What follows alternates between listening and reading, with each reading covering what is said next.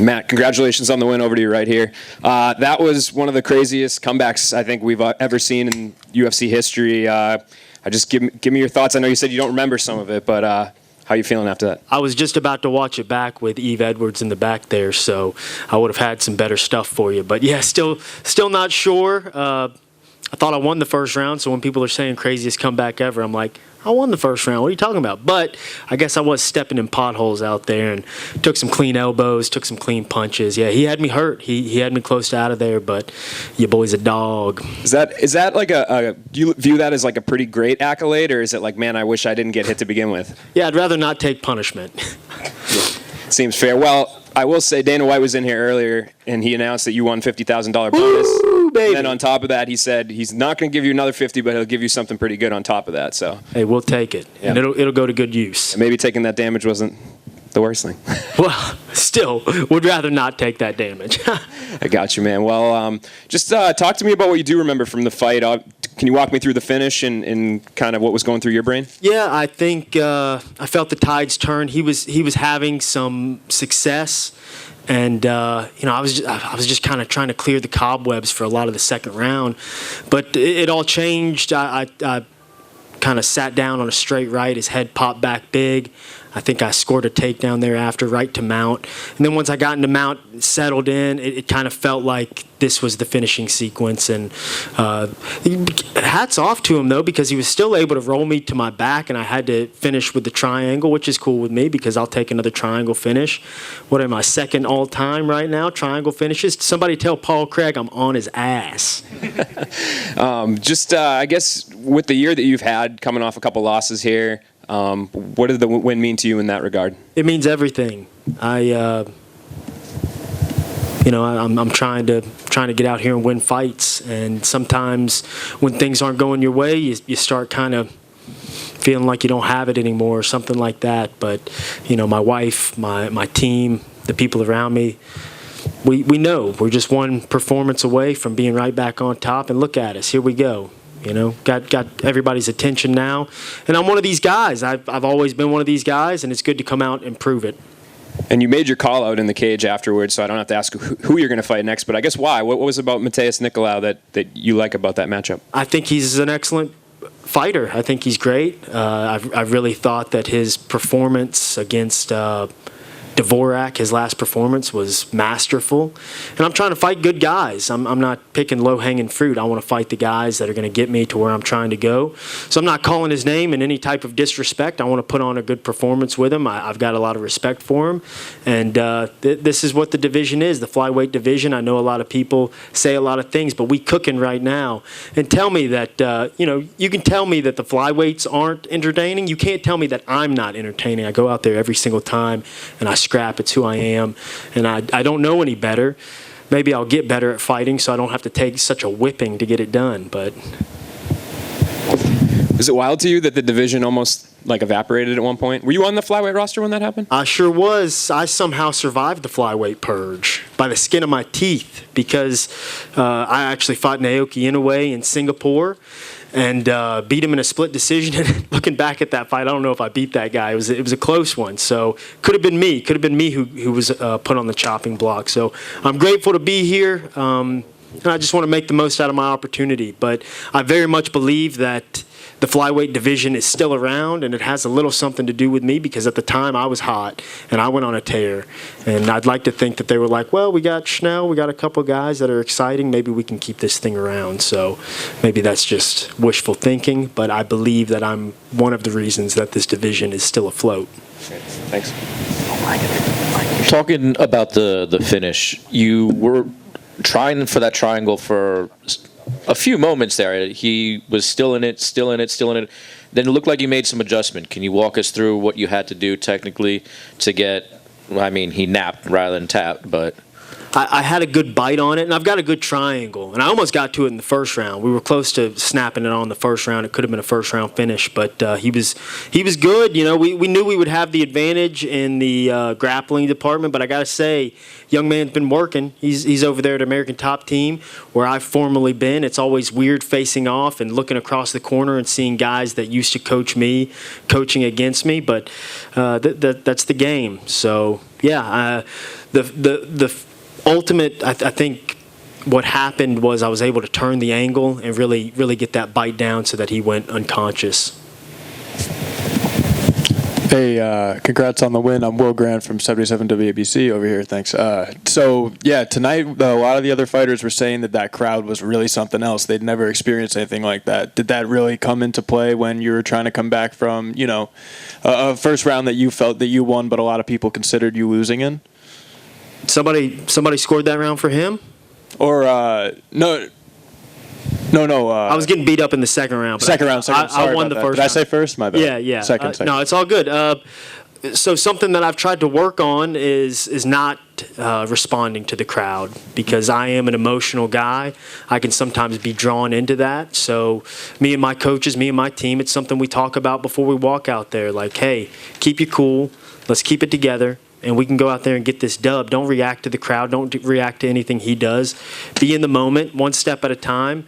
You got to have a short memory, too. I learned that from my football days. I played a little defensive back, and you get beat on one play, you can't hang your head and get beat the rest of the game. So, it's one of those things. I'm trying not to feed too much into the crowd. It's awesome to have him here. Fun to have a big pop from them, but ultimately that's something we're trying to reel in and keep straight with ourselves. Like, I can't, I was in Houston, Texas, getting booed by the crowd, my hometown. That hurt. Nothing's hurt more for me in this entire sport than getting booed in Houston, Texas. But I just can't buy into it, because we're one moment away from getting the finish at all times. Oh, sorry. Just a follow-up question. You seem like a real guy's guy. You described yourself before as a dog, and you actually brought up that you used to play football. You got any thoughts on Zach Wilson and what's going on with him? Or Hey, keep that dude away from my stepmom, huh? God Thanks, man. bless. Yeah. Matt, right here. Dennis Bermudez. So listen. So I spoke to Yeez before the fight, and I said, hey, it's like probably like a 40-60, stand up on that guy, but like an 80-20 in your favor on the ground. Right? We're just gonna punch this guy, take him down, sub him. Right? He's like, that's the plan. So I'm watching you fight. I'm like, this is not the plan. And then you are a wild man. You had, you know what? I can't take him down. I'm gonna let him punch me down, and then I'm gonna sub him. Is that what was that the game plan? That was not the game plan, no. But you did it. Yeah, it's fighting, right? And sometimes these guys, I literally think he probably gassed himself out cracking me. That's the only thing that makes sense, because he had a lot of steam, he had a lot of confidence, but as the fight wore on, after he had hurt me a couple of times, I felt like I was able to take the wind out of his sails with just one small change of momentum. And that's what happens sometimes. He'll learn from it. Kid's excellent. What a fighter. I look forward to seeing him more. I hope he's okay. But we took this guy seriously. We knew we would be in bad spots. We knew we would have to, walk through fire to earn this one tonight. So not the game plan, but we'll take it. Figured it out. So I have like a funny idea for you to make like a highlight reel of the fight to Stanky Leg.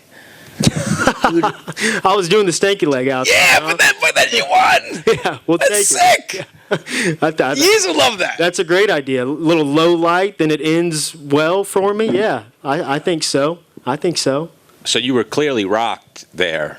Were you on autopilot when you were going for the triangle, or do you remember going for the triangle? No, yeah, when we got in that spot, that's my guard's tricky. I don't know who I told that to, but listen, you get in my guard in the first round, I'm probably going to get you. You get in my guard in the second round when you're bleeding and hurt, I'm going to get you. So it's a tricky spot. I don't care who you are, black. I came out, and one of my best buds, Aaron Phillips, who's always around, corners me, looked at me, he was like, not bad for a purple belt. So he's right, not bad for a purple belt. But I'm a guy. I can sub black belts. I've done it, so. So what's Matt Schnell going to do to celebrate this victory? Hang out with you guys. Yeah, let's go get some dinner. My wife's craving a hamburger, so I think we get her that, and y'all tell me the places to hit. Let's do it. All right, sounds like a plan. Great job. Matt, right here, Jim Grease, MMA Weekly. How do you feel about that quick turnaround? You like that? fighting 2 months later like that? Yeah, I think so. I think I've always, if history repeats itself as it tends to do, I've always had success on turning it around quickly and just staying busy. I'm my best when I'm busy. These layoffs and things, they've not been completely out of my control, but yeah, we got to reel that thing in. Try and stay healthy. And as I've aged and gotten older, that's been the most difficult thing, is staying healthy through all these camps. I mean, I came into this one dealing with a bunch of stuff, but you got to get out there, make the walk. If you can make a good fist, you're healthy enough. So, yeah, it was good to turn around quick. I get hot when I turn around quick, so. I think that's the way to do it. We keep that coming. And just what do you think of being an example and inspiration for so many people who might be down a little bit in life and they see you do what you just did in the octagon tonight? I mean, you ever think about that? Yeah, it's great. I mean, I'm not trying to be an inspiration of coming from rock bottom and coming all the way back, but I think it's just a testament to my parents and the way they raised me and the way I've always competed. I say these type of things all the time. I haven't had a stage to say it, but I don't come from a background of excellence. I'm a normal guy, just some trailer trash kid from Northwest Louisiana, and I never knew I could win until I stood in a cage and fought a man for it. So it's been something else, coming full circle here, and I'm proud of my work tonight. We got things to improve on, but yeah, I'm a winner. No argument for me. Congratulations, man. Thank Thanks. you. Hey, Matt, just one for me. Do you ever get worried about becoming too exciting of a fighter? Going into your next fight, obviously there's some kind of expectation now that when you come into the fight, they're going to expect fireworks and come from behind. Do you ever just want to get in there and just have a relaxing, normal fight? Yeah, I prefer it that way, to be perfectly honest. And I think, my first couple UFC wins, I was able to kind of take it back, slow it down, and do that. And I think that's what makes me a difficult matchup is, am I going to come out and try and blast you? I can slow it down and pick you apart too. So, I don't know. Of course, the expectation thing, I think that's what kind of worked against me in Houston when I fought Bontarin, and everybody was coming at me for that fight not being exciting, but it takes two to tango, son, and I'm out there. Every time I fight, it's exciting. Is it my fault when it's not? I'd say let's look to the other guy a little bit. And you said you're an emotional guy. You get, the fans kind of impact you a little bit. Does that add pressure coming in now that, the next one, whoever the name is, you don't want to, psych yourself out too much going into it? Yeah, we're just gonna have to put thought into it, speak it over with my coaches and my people, and put together a good game plan, try and stick to it. But it's something to think about. Thanks. Congrats on the win. Thank you. Thanks, guys. Yeah, just back here. What does it mean to you to have someone like Eve Edwards in your corner and working with you now, like someone with so much experience? Eve is the man, and I told him tonight, next time we go out there, I'm a thug jitsu fighter. So how about that? Eve, he's brought a lot to us. Just the small minor details of positions and things like that. We work through these spots, and since working with Eve, I see improvement in my game. I've been doing this for 13 years, and sometimes you hit plateaus and you're like, am I getting better anymore? And I've noticed a change since working with Eve and working through these positions. Shout out to Coach Safe, too, at Fortis MMA. Those guys keep me sharp. I think Coach Safe kind of is the tactical mind behind everything, whereas Eve is a little more technical. And I also rely on Alex Chang, my kickboxing coach, to kind of reel me in. I see him every single day. We work together every single day. So I've got a good team behind me. I've always gone where I saw that there was value, and I think I have a good knack for that. Maybe I don't always make the best decisions. I am a wild man. I tend to shoot from the hip from time to time. But when it comes to picking people to surround myself with, I've always done well with that. All right, thanks, guys. Thank you all.